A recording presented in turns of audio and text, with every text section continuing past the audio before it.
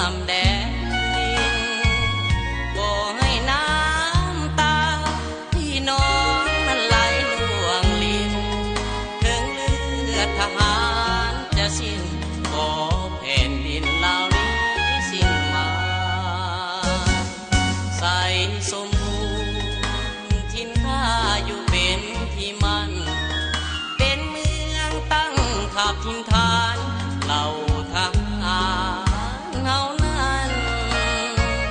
ถึงกูจะสู้หน้าผาที่นั่นจะสั่นข้ายังบ่เคยได้หวั่นต่อหมู่มารผู้มาหาวีอยู่จอมภูผาลมพัดมาเมฆทั่วไหลผ่าน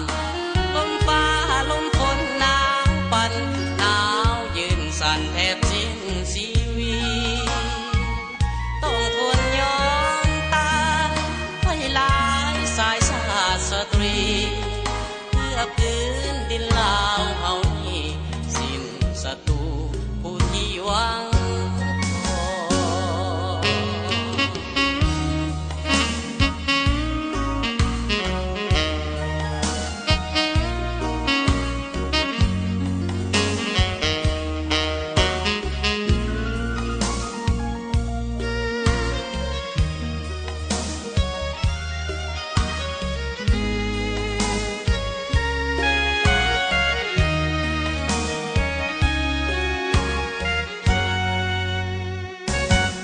ใส่สมบูรณ์ทินข้าอยู่เป็นที่มันเป็นเมืองตั้งทับทินฐานเหล่าทหารเฮานั้นถึงกูจะสู้หน้าผาที่นั่นจะสั่นข้ายังบ่เคยได้หวั่นต่อ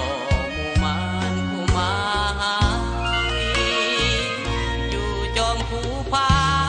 ลมพัดมาเมฆทั่วไหลผ่านลมฟ้าลมฝนหนาวปั่นหนาวยืนสั่นแทบสิ้นชีวิตต้องทนยอมตายให้หลายสายชาติสตรีเพื่อ